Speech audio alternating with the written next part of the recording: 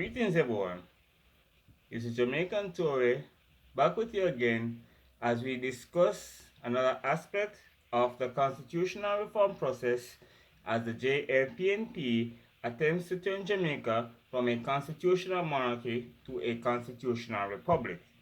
I'm asking you all to please like, share and subscribe as we get into this discussion this evening. So today I would like for you all to come with me down a rabbit hole per se as we get ready to discuss the topic of the great conspiracy. Now, what is this great conspiracy that I'm taking you all down today? So let me give us a context to how I came up with this topic. I was watching a particular YouTube video and it was talking about the coronation and the preparation that has been going on for the coronation and all that. It came out around a week or two ago, sometime after the event. And I was reading through the comments, and one of the comments went to the effect of, I'm paraphrasing now, I don't remember it word for word, but it says something like, Charles is a WEF puppet. He will never be my king. So, the basic insinuation of that is that the king is in league with some what we call shady characters. And when I say shady characters, no, before I get into that, I said we're going down a rabbit hole this evening. We're going deep down a rabbit hole this evening, I kid you not. So, there's this theory out there regarding the connections that His Majesty has with, I guess, again, theory, matter of fact, with certain what we call movers and shakers in the world. And anybody that, has been paying attention to this sort of a discourse will know some of the stories going on regarding certain personnel that is deemed to be in control of the world order. Persons such as Klaus Schwab, persons such as George Soros, Bill Gates, Jeff Bezos, Mark Zuckerberg, we know them. Basically the movers and shakers, the wealthiest men in the world. And the reason why the king is seen to be involved in this movement, well, not with a movement per se, but involved in these activities, is because of the whole idea behind the Great Reset. And the idea of the Great Reset that, you will own nothing and be happy. And there is this conspiracy theory that it's not a conspiracy theory. It's a conspiracy, but I won't call it a theory because it's yet to be proven if it's actually a theory or a fact. But there is this idea of how certain powers, on the global scale are moving to consolidate all powers in a particular center.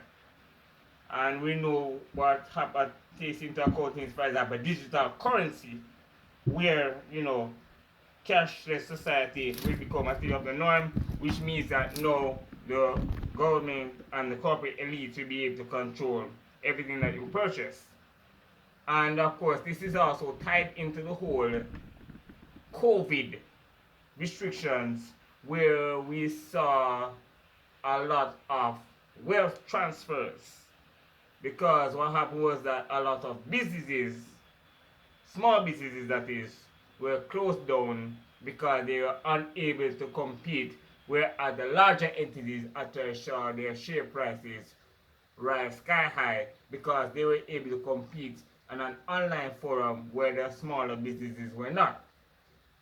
And, so there's the whole idea of the wealth transfer, the whole idea of electronic banking, the whole idea behind the climate change, agenda. And yes, I am fully aware that, His Majesty has been an advocate for climate change. Not because it's becoming cool, no, but for decades. He has been doing this since like the 70s, since the 80s. So I don't think that his involvement in that movement is the same as those who are just doing it now because it's a hype or a hip thing to do. We know that he's been involved in this thing for a very long time. Climate change, that is. Not anything conspiracy or underhanded. Let's get that clear. So, because of that, the idea that is put forward is that if it is that the monarchy were abolished, then that would slow the influence of these persons who are working from the shadows, or who are seemingly working from the shadows according to the narrative. I, however, would like to throw cold water on that narrative. And here's the reason why. If it is that we were to become a republic, that will do absolutely nothing to stem the ambitions of the ruling class. Not locally, not overseas. And here's the reason why I come to that conclusion, based on the theory. It all has to do with COVID-19. We remember COVID, right? Remember the restrictions that were placed on the world, basically. And remember how eager the Jamaican government was to fall in line with the dictates of the WEF, the dictates of the WTO, the dictates of, the international powers that be. And our government was very keen on lockdowns, very keen on mass mandates, very keen on vaccine. Well, they didn't have a vaccination mandate like some places, but they strongly encouraged vaccination and all of that. And I'm not going to get into the argument about, whether vaccination was good or not good or all of that.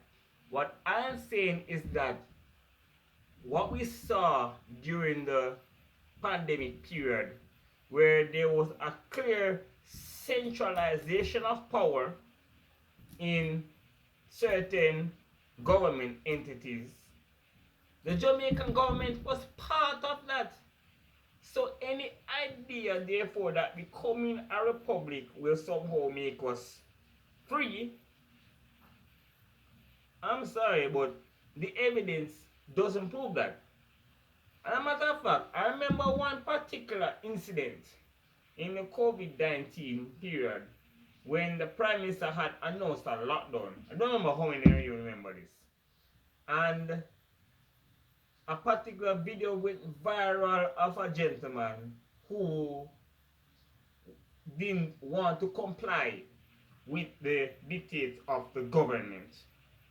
And in his video, I don't remember if it was TikTok or whatever, but I believe it might have been TikTok, he sent out a very insulting message to the Prime Minister.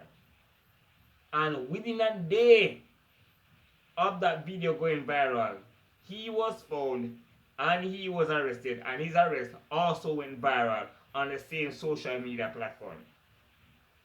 Bear in mind that under our current constitution, yes, I'm talking about the same current constitution which I am so passionate about defending. Under our current constitution, we do have a thing called freedom of speech.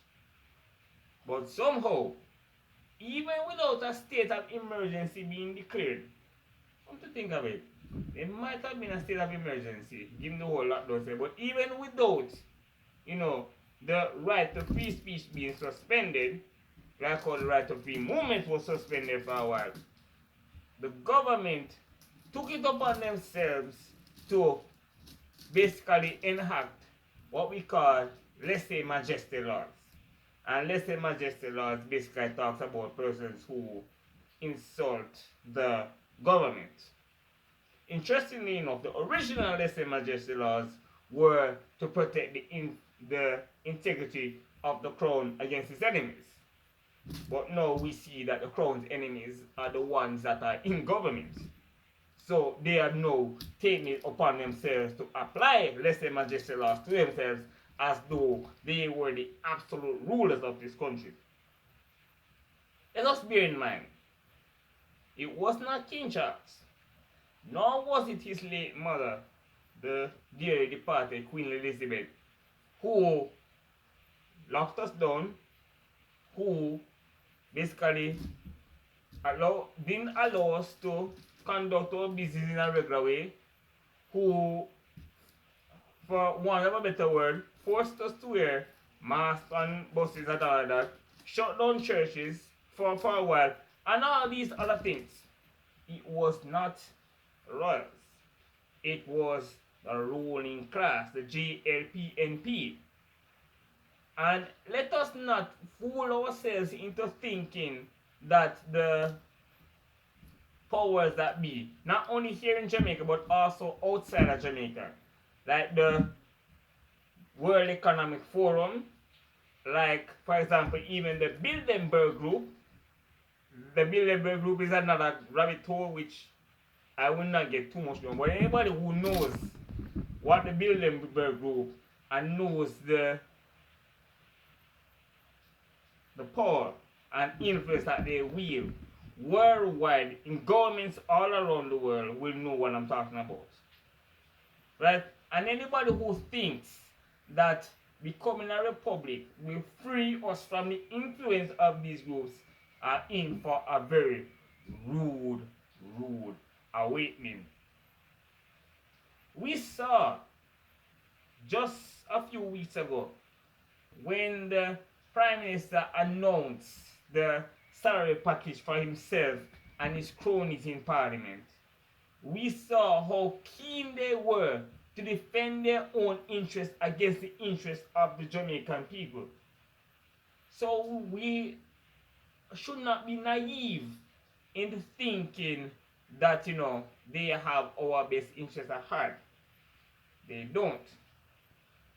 So the suggestion, therefore, that, the king is being linked with the WEF or linked with Klaus Schwab or George Soros and all of that, that suggestion should be thrown out the window, because there is plenty of evidence to suggest that these persons, these powers that be, have their tentacles basically in every government around the world. It's almost like a shadow government. Right?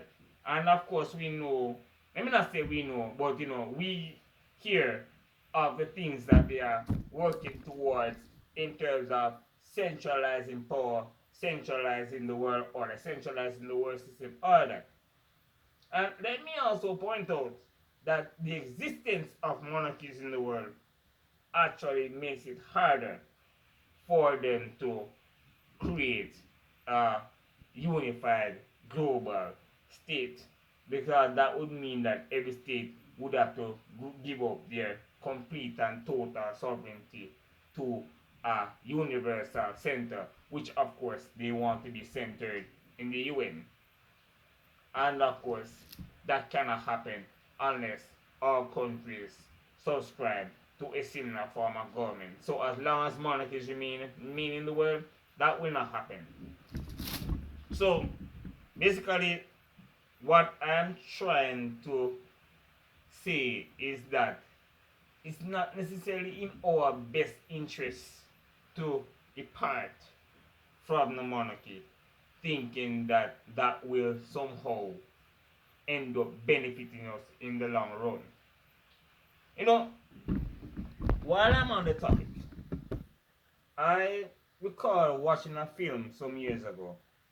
It's called Charles III, and it was in 2017, which was around 5 years before King Charles actually became King Charles. And it was a fictional portrayal of what, things would be like for the monarchy when Queen Elizabeth passed away. Because back in 2017, the whole idea of the Queen dying was, unthinkable. Yes, we know she's mortal, but nobody really conceptualized it. right? So, and in this fictional portrayal, it showed King Charles being very vocal in defending the rights of his subjects against a parliament who wanted to erode the rights of the people. And of course, it eventually ended up with him dissolving parliament and all of that. Of course, suffice it to say, it did not end very well for him because there was some parallels drawn between himself and King Charles I from the 1600s. The only difference is that the Charles III in the film did not end up losing his head. Now, I know it's fictional, and I'm not saying that the reign of King Charles in real life will end up being like his counterpart in the film. But what the film does show us in a very real way is the king's commitment to duty and the king's commitment to protecting the rights of his citizens against a government that is over encroaching on its privileges. It reminds me of a quote by Emperor Franz Joseph of Austria-Hungary, who said that ultimately his responsibility is not necessarily to rule, but to protect his people from their rulers. And of course, their rulers being the political class, which in our case is the JLPNP. So, I say all this to say that, wrapping up now, when it comes to any so-called links between the powers of the world and our head of state, let us not get it twisted. There is nothing to suggest that becoming a republic will somehow stem the tide of what is to come. Because anybody who has been following statements from the World Economic Forum, from the United Nations, from imperial presidents like Bill Gates and George Soros and all that, there are hints that there's more on the horizon. I'm not going to say all of it right now because I don't want to sound like a crazy conspiracy theorist. Although I get the feeling that I might already be sounding like one, but that's besides the point. So, when it comes to what is coming, or what they claim is to come, a republic is not the answer for Jamaica.